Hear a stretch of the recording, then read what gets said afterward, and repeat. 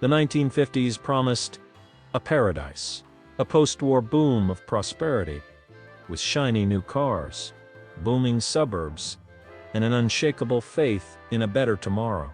And at the heart of this dream was a new, magical power, a modern god pulled from the very fabric of the universe, the atom. This tiny, miraculous particle was going to power everything. It promised limitless, clean energy that would fuel our cars, run our homes, and launch us to the stars. This was the dawn of the atomic age. But there was a dark secret at the heart of this atomic paradise. The same magical power that promised to build a utopia had just incinerated 2 cities and now held the entire world hostage under the threat of total annihilation. This is the central paradox of the 1950s. It was an era of profound cognitive dissonance, a decade of immense prosperity, shadowed by constant existential paranoia, and their obsession with nuclear-powered everything wasn't just optimism. It was a desperate attempt to tame the monster they had unleashed, to domesticate the bomb by putting it in your backyard, in your car, even in your body. So today we are unearthing the 10 most bizarre, brilliant, and completely insane inventions from this atomic fever dream.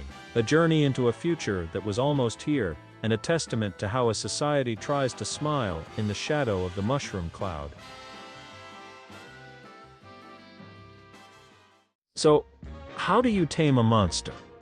You invite it into your home, you give it a friendly face, and you teach it to your children. Kicking off our list at number 10, the Atomic Energy Lab for Kids. Yes, this was real. The Gilbert U-238 Atomic Energy Lab was the most elaborate toy ever produced. It came with a Geiger counter, a cloud chamber, and 4 samples of actual radioactive ore. The goal? To get the next generation excited about nuclear physics. The marketing promised a fun, educational experience in the safety of your own living room. It was the ultimate attempt to rebrand the atom from a weapon of war into a subject of scientific wonder. But why stop at teaching when you could heal? At number 9, the atomic cocktail. The medical community was swept up in the atomic promise. Radiation was seen as a potential miracle cure for a host of ailments. The idea was simple: drink a small, safe dose of a radioactive isotope and let its energy work its magic from the inside. It was the peak of blind faith in technology, the belief that the same force that could level a city could also be a gentle, healing tonic. From your body, the atom moved into your kitchen. At number 8, the nuclear-powered refrigerator. In the 1950s, engineers dreamed of a home that would run itself forever. Concepts were drawn up for home appliances with their own tiny self-contained nuclear reactors. Imagine a refrigerator that would keep your food cold for 100 years without ever needing to be plugged in. The ultimate convenience, powered by the same process that fuels the sun. These weren't just inventions, they were attempts to shrink the apocalypse down to a manageable household size, to make the terrifying power of the universe seem as safe and friendly as your family television set. But if they wanted to put the atom in your kitchen, you can only imagine what they had planned for the open road. The atomic dream wasn't meant to stay indoors. Its ultimate promise was freedom. And in the 1950s, freedom meant the open road. This brings us to number 7, the Ford Nucleon. This wasn't just a car, it was a personal spaceship on wheels. The concept was as brilliant as it was terrifying. A sleek, futuristic vehicle powered by its own miniature nuclear reactor in the back. A single, interchangeable uranium core would allow you to drive for over 5,000 miles without refueling. Imagine it, a road trip across the country and back, all powered by a tiny fissioning star in your trunk. It was the American dream of mobility, supercharged with the power of the universe. But why be bound by roads when you could own the skies? At number 6, the nuclear-powered airplane. This was a very real, very serious military project. The goal was a bomber that could stay airborne for weeks at a time, a constant circling deterrent during the Cold War. They even built a working prototype, the Convair NB-36H, which carried a fully operational nuclear reactor on board, just to test the shielding. The engineering was absurd, a 12-ton lead cockpit to protect the crew, who could only fly for a few hours before reaching their radiation limit. It was a chariot of the gods, built with brute force and a complete disregard for the danger it carried. From the skies, the final frontier beckoned. At number 5, the Atomic Spaceship. Project Orion remains one of the most audacious and completely insane engineering proposals in human history. The concept, a colossal spaceship propelled by detonating a continuous series of atomic bombs behind it. The ship would ride the shockwaves into space. It was the ultimate paradox of the age, using the very weapon that threatened to end our world as the engine to escape it. They had put a nuclear reactor in your home, on your highway, and above your head. They were no longer just trying to tame the monster. They were trying to ride it to the stars. This is the core of our mission here at the Future Past, unearthing these audacious, forgotten blueprints of tomorrow. If you believe that exploring these insane dreams helps us understand our own present, consider joining our crew by subscribing. Your support is the fuel that allows us to continue these archaeological digs. Now, even the stars weren't the limit. The atomic dreamer's ultimate ambition was to remake the very Earth itself. The ultimate promise of the atom wasn't just to power our world, but to perfect it. This is where the dreams leave the realm of the merely insane and enter the realm of the godlike. At number 4, Atomic Civil Engineering.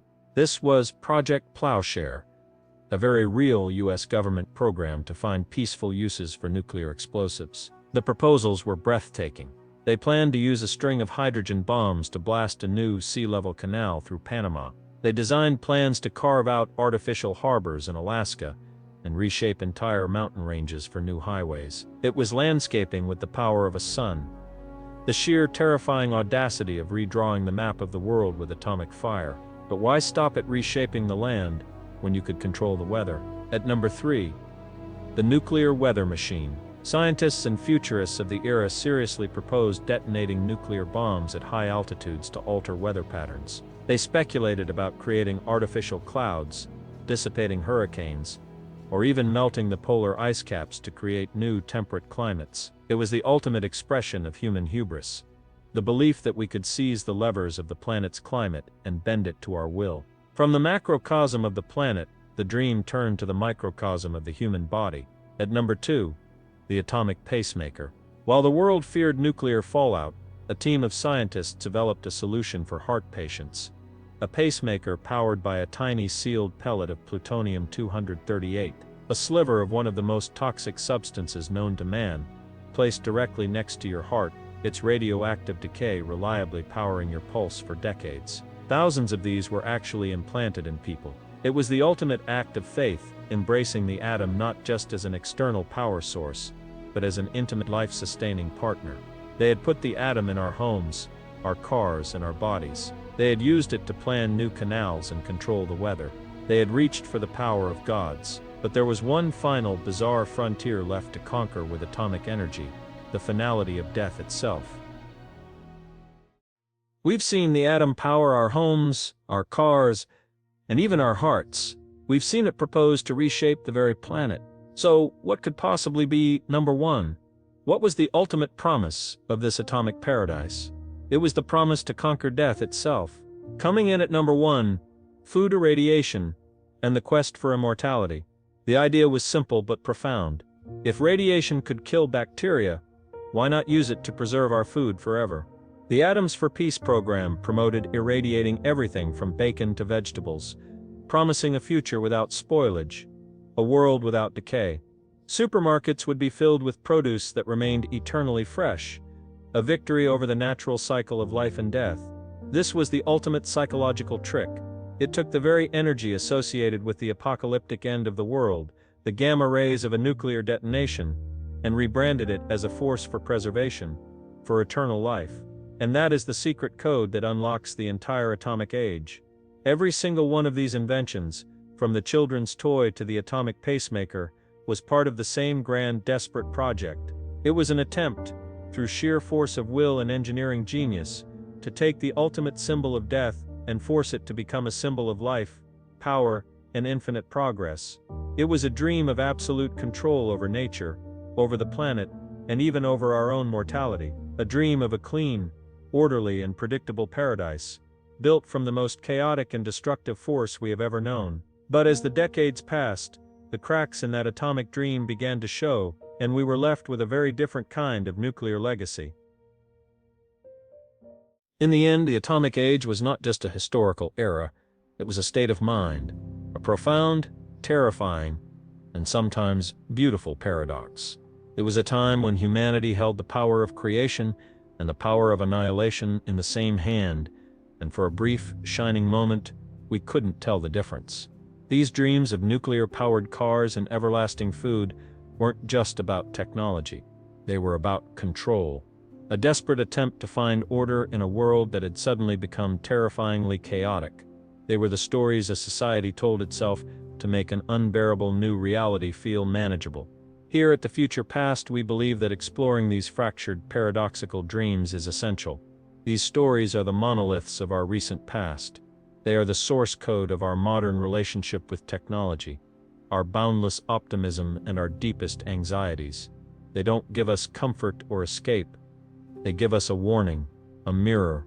If you were captivated by this journey into the atomic fever dream, subscribe to our channel and join the conversation below. Let us know which of these nuclear inventions shocked you the most. Join us as we continue to unearth the incredible futures that never were.